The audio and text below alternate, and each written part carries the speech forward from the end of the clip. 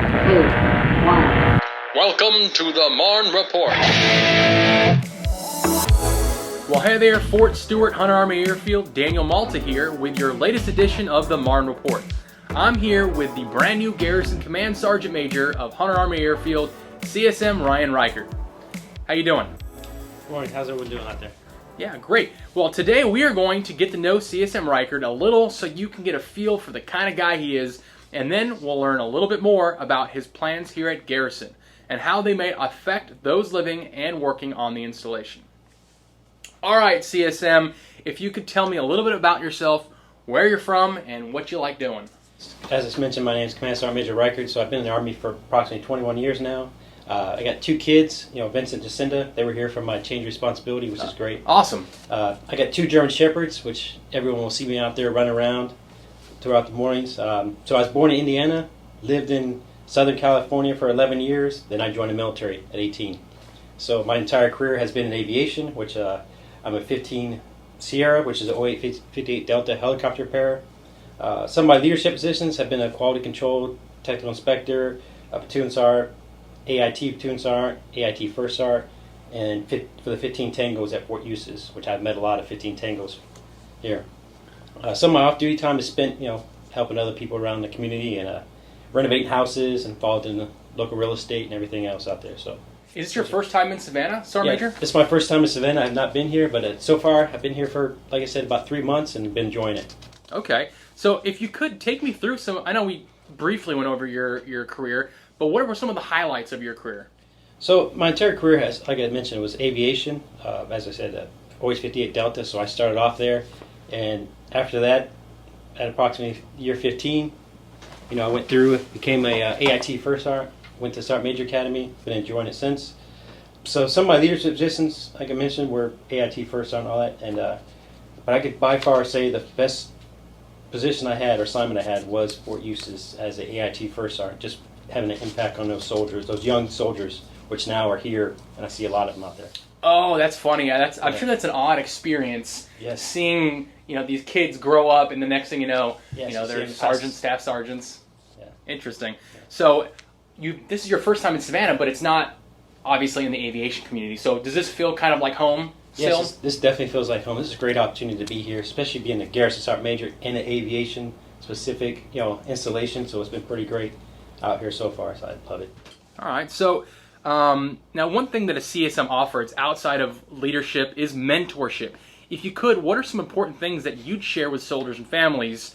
What have the years taught you, basically? So one of the things that I can say most is that things may not always seem what they are, right? So what I mean by this is that we all have different perspectives and expectations, and the truth usually lies somewhere in between. So one thing I've learned over the years is that it's important to be open-minded and try to see things from different angles. Not everything should be taken for face value, as you know. So do your own research and seek out those facts.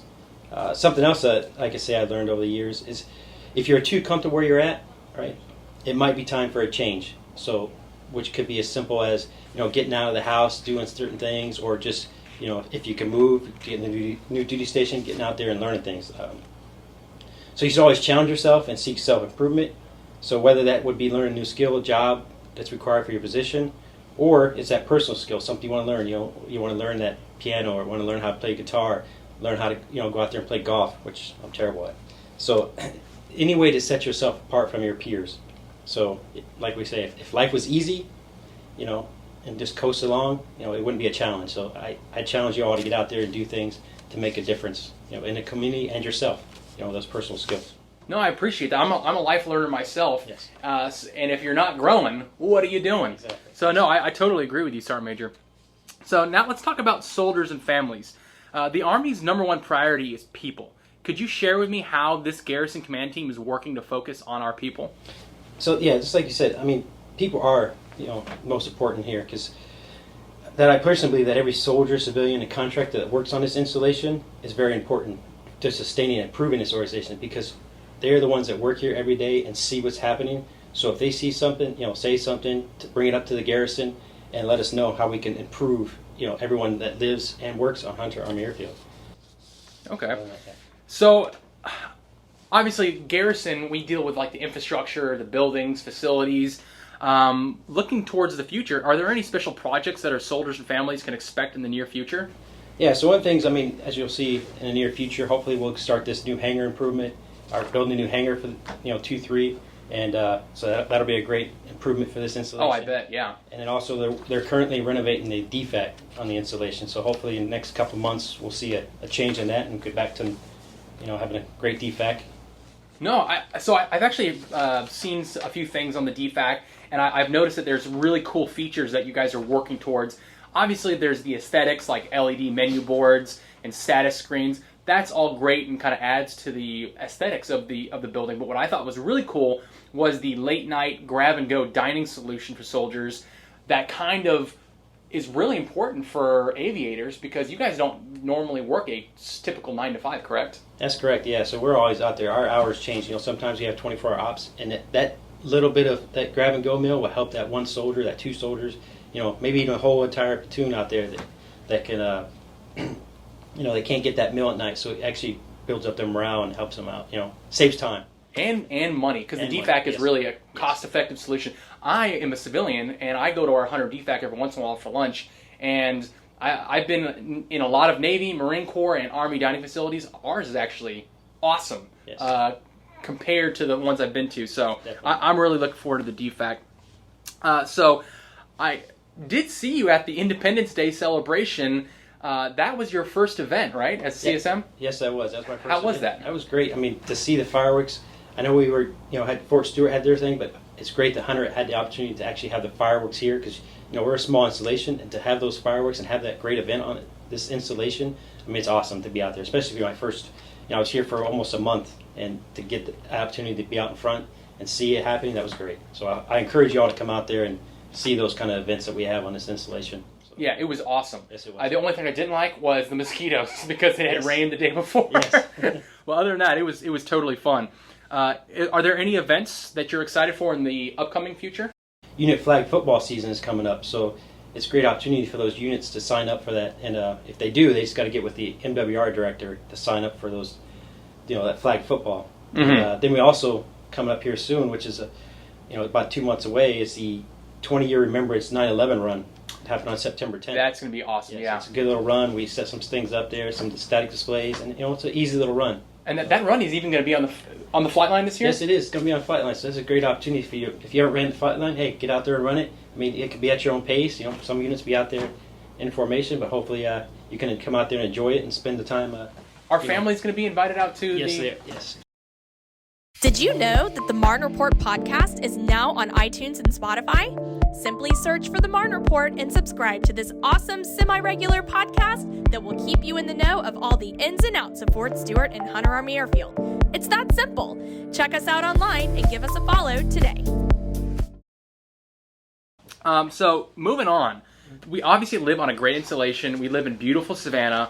What is CSM Reichard up to on the weekends? So that's hard to say. There's a lot on the weekends. I'm like I said, I'm really heavily involved in doing some repairs on people's houses, helping out some lower income families with repairs that they need, these major renovations that they really can't afford. So I go out there and help them. I'm heavily involved in real estate, and also I take my dogs out for a little run here and there.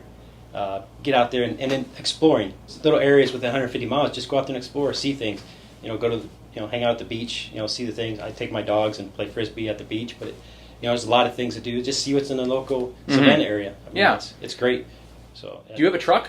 Oh yeah, I have a big truck. So I don't know if you've been by outdoor recreation. Have you? Yes, I have. But man, they have camper trailers, boats you can rent, kayaks. I mean, it's pretty cool that I can rent a camper trailer that fits 2 families. I don't know the price, but you can rent it, and next thing you know, you can go to one of those destinations. You can go down to RV park somewhere and kind of kick back cheaper than a hotel. Well, believe it or not, I lived on Lots Island for 30 days in my RV, so that's a great place to go if you just want to camp for the weekend. Really? Just go rent a camper and hang out at the RV lot down here, or the RV camping grounds. Camping ground out there. For a good weekend, take your kids out, enjoy it. My kids loved it. We were there for 30 days, but it was great. Yeah, that sounds like an awesome idea. So, just out of curiosity, have you rented anything from Outdoor Rec yet? Usually not yet. I haven't read anything, but I've been over there to see what they have to offer, and it's a lot. I mean, if they don't have it here, they'll have it at Fort Stewart. And if Fort Stewart don't have it, hopefully they have some stuff here. And they have different equipment, so you can always check with Outdoor Rec to see what they have. I even saw like Party in the Box where it had like cornhole and big checkers, and you can rent the trailer. Yeah, that's great. Yeah, you just take those opportunities because sometimes, you know, if you don't have the money, but you can go there and it's a little bit cheaper, you know, than going out post and rent some stuff or even buying it. So just go there, get it for a weekend because, you know, we buy those things and sometimes we may use it once. Just rent it to see if you like it, and if you like it, you know, like a camper or a trailer or whatever you need, and then go from there. And, you know, it's much cheaper to see what it's like if you need it or not. So, I didn't even think about that. Yeah, just you want to try things out. And another thing, talking about MWR, they recently had a little outpost built at the Hunter Club for leisure sales. Have you been by there yet? Yeah, so I'll tell you this. That's the first place I go. So if I wanted to go somewhere, I'm looking for tickets or I'm looking for something, you know, to do off installation, that's the first place I'll go. Because, I mean, you never know. It might save you a lot of money by there, especially if you got a big family. You know, you can save a lot of money by going there first. So I recommend head over there first, see what they have to offer, you know, or they'll give you some advice on some other recommendations and resources that, you know, that can help you out and save that money, because, you know, we're all about save money. Save money, that means the more you can do. Exactly. So moving on from, you know, MWR fun stuff, looking towards the future with Hunter Army Airfield Garrison, what is your focus right now, and where do you hope to take the Garrison? Like, what's in your mind there? So my focus right now is the quality of life on the soldiers. So the biggest thing I'm doing right now, I'm trying to get the sergeant majors. We're all going to get together. We're going to talk about, you know, the quality of life for the soldiers and how we can improve that quality of life. The little things that make a difference. You know, we have to start small and work our way up. And there'll be some projects down the road that we'll be working on with all the sergeant majors. You know, the senior leadership. We're going to take care of the soldiers, and it just takes a little bit of time to get things. And we have a lot of great ideas. We just got to come together, take those ideas, and put them in action and move on from there. So hopefully there'll be some stuff in the future for all these soldiers out there and quality of life. So no, that's awesome. That's good to hear. Is there anything else you'd like to share before we close out? No, I just think this is, like I said, this is a great opportunity to be here in the aviation community. This keeps me rooted in here. And so if you ever want to come out, talk to me. Hey, I'll be walking around. I'm here. Everywhere you go, I'm here. I'm walking around the installation everywhere. You'll see me here and there. Don't be afraid to say hi, because, you know, I'm very approachable. So I'll talk to you. Sometimes, you know, might have to go here and there, but hey, I'll take the time to talk to you and get to know you. And, you know, I'll accept your ideas. Give me some ideas and move forward from there. And if it's a great idea, hopefully we can implement it throughout the installation. Yeah, and folks, the Garrison command staff is totally not even, you know, saying anything untrue. They mean it when they say that they will listen to you and they want your opinions. They want to hear from you. We do town halls all the time. We've done some walking town halls. So definitely make sure you use those times to share your ideas and get feedback from the command staff. Well, CSM, it was great meeting and speaking with you. I look forward to getting to know you, and I look forward to seeing where the Garrison goes in the next 2 years. And that is it for today's Marne Minute.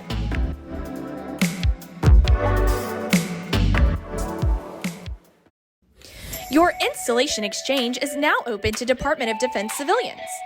The exchange has everything you need to look your best right on the installation where you work. Remember though, DoD civilians can't buy alcohol or tobacco. But from electronics, toys, and more, your exchange has it all, tax-free and convenient to you. And shopping in person is so easy. Just make sure to show your DoD ID at the point of sale and off you go. And don't forget, coming soon, online shopping via the awesome digital Garrison app. Stop by the Fort Stewart-Hunter Army Airfield Exchange today to see what they have for you.